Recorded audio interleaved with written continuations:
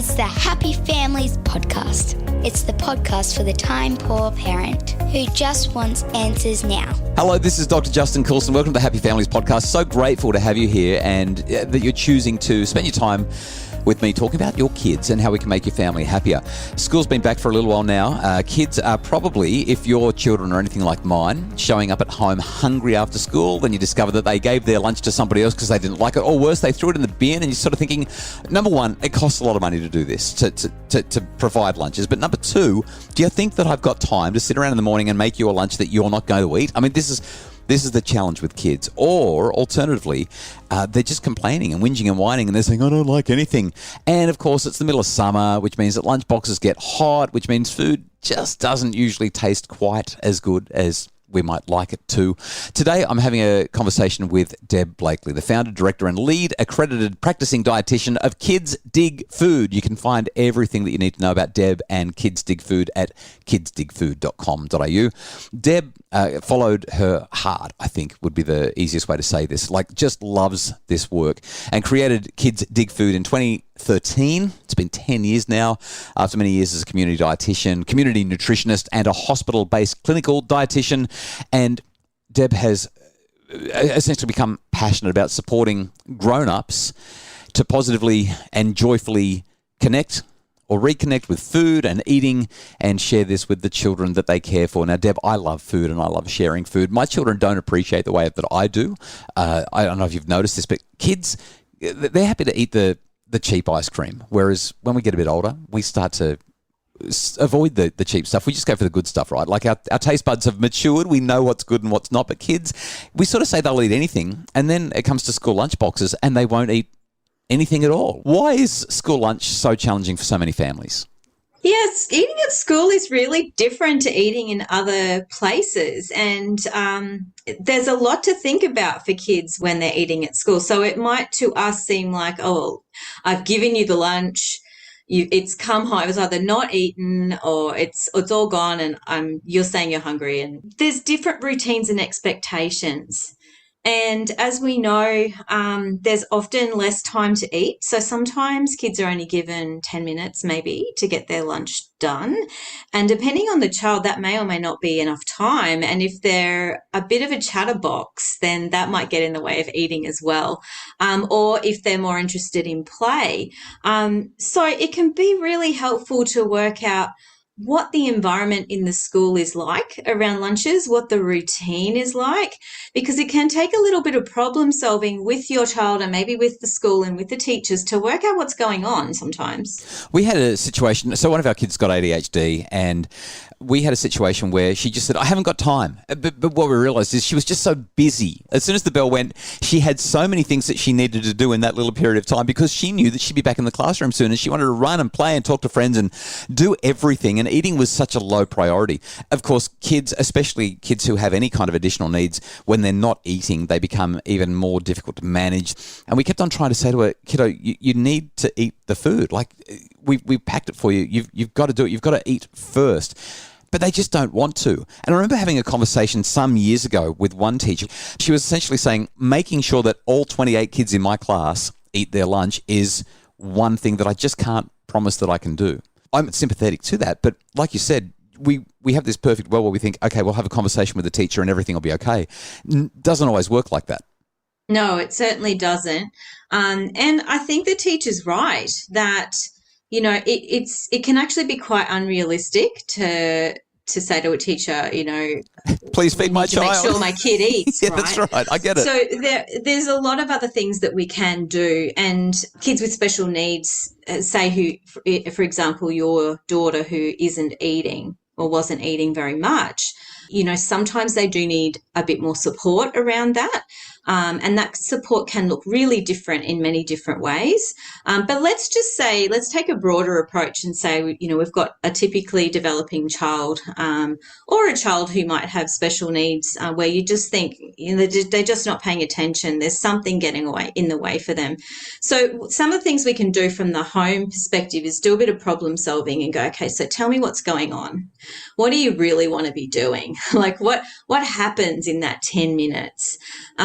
And can we problem solve together? You know, depending on the child's age, it can be possible to problem solve together and say, okay, well, if we put something in your lunchbox that literally took you 30 seconds to eat, just so that to make sure that you're having something at each break to keep you going, what would that be? Do you think that might be possible for you? So really working with our kids to decide what it is, you know, is it just their favorite piece of cheese on cracker, or something that's quite small, quite energy dense, that they're going to be able to eat really quickly? That might be just that thing that gets them through. The other thing I want to mention is that sometimes eating at school might be the smallest amount of eating that your child does during the day. And it may be that we need to help them by supplementing breakfast and supplementing afternoon tea and dinner and maybe supper to make up for that. So just because a child isn't eating as much as we would like them to be eating during the day, doesn't mean that we can't get them to meet their needs across the whole day. Where teachers can be helpful, I think, is establish some rules that we don't throw food away. That if there's anything that's uneaten in your lunchbox, it's best to take that home with you, because then you as parents have a better idea of what's actually being eaten and what's not. And some of the dialogue that might happen is around, okay, so I can see that there's a lot coming back. What's that about? You know, is it about the fact that I just wanted to go and play, or is it that I hate everything that's in here? Because that then both of those things require a lot of problem solving, as a parent. And then from the teacher's perspective, you know, there may be some ways that they can help the children be as settled as they can possibly be in that 10 minutes. I'd love to steer the conversation in a different direction now. Obviously, you had that webinar with your community and you were talking about the challenge of school lunchboxes. How do we put lunchboxes together that are nutritious and that the kids will eat and that won't go bad in the hot sun at this time of the year? I know that whenever I look at news articles about the average school student lunchbox, the articles are usually highly critical and saying these things are full of sugar. It's white bread, it's jam or Vegemite or peanut butter or something else that's full of sugar. There's a popper which is full of sugar. There's a couple of snacks which are full of sugar. And essentially everything that I've ever read about school lunchboxes seems to indicate that all of our typical, traditional, standard, quick and easy lunch options tend to be less than ideal for our kids. What do you recommend parents do here? I really find the dialogue around like sugar, particularly the things that you mentioned, quite problematic as a dietitian, because, you know, some of the things you mentioned, like white bread, for example, fruit, those foods provide an amazing amount of nutrients. So, for example, if you've got a child who really at the moment their staple for bread is white bread, you know, they don't like wholemeal bread, school is not the time really to be stretching our kids. I love that you said that. I love that you said that, because as you said at the beginning of the conversation, it's a different situation. We've got a completely different context. There's limited or little or if any adult supervision, and the kids have got so many other distractions and so much else going on. Yeah, school's not the place where they're going to experiment with food, right? Yeah, and look, you might have a super experimental kid, and you're probably not listening to this podcast if you do, because you don't have any problems then. You know, when we're thinking about what are going to be foods that fill our kids up, that get them through, we do need to rely on foods that are familiar to them. Yeah. Okay. So, you know, some of the foods that are demonized in a lot of media, particularly where lunchboxes are concerned, I would think as a dietitian are perfectly acceptable. So sandwiches with white bread, fruit. What else did you mention, Justin? Oh, I mentioned a few of the school snacks and the popper, the pure apple juice popper. A juice popper. Those foods, you know, kids actually require a lot of carbohydrate. I think that this is what we forget as parents and people who have a very limited view of nutrition in the sense that everything has to be healthy. You know, that's a topic for another podcast, but you know, really, if we can put food into our kids' lunchboxes that are familiar, look good, smell good, taste good to them, are quick to eat, they're going to be foods that they're more likely to eat. When it comes to keeping food safe, in terms of food safety, there's real value in supporting our kids to understand if you've got, say, a ham sandwich or something that is going to go off, maybe you've got an egg in there, so, protein food or whatever, anything that's kind of wet, is likely to, not be great, or maybe a yogurt or some cheese, that those foods might be better eaten at the first break rather than the second break. And that's a really good skill for kids to learn. So although we don't really want to be saying, well, you must eat this food first because it's the healthy one, I would take the view that anything that you put in your child's lunchbox, let them eat it in whatever order they want to. If you weren't happy for them to have it, it wouldn't go in the lunchbox in the first place. That's okay to do. And even, training your kid to go, pick the bit that's not going to be really, get the sun on it, We want our kids to obviously have a lunch that they're going to want to eat when they come to second break. So, Deb, as I listen to what you're saying here, and our time's pretty well up, so we need to wrap this. If I was to summarise, what I'm hearing you essentially say is kids can be a little bit tricky around food at school because of the environment, because of the stimulus, because there's so much going on, and because there's a lack of supervision. In terms of the actual foods that they eat, I'm hearing you sound extremely practical and pragmatic, and what I'm basically hearing you say is, on average, don't sweat the small stuff. Just make sure that they're eating. And I've jotted down a few things that you said as we were talking. You said sandwiches, cheese, yogurt, fruit, salad, snacks. The popper is fine as well.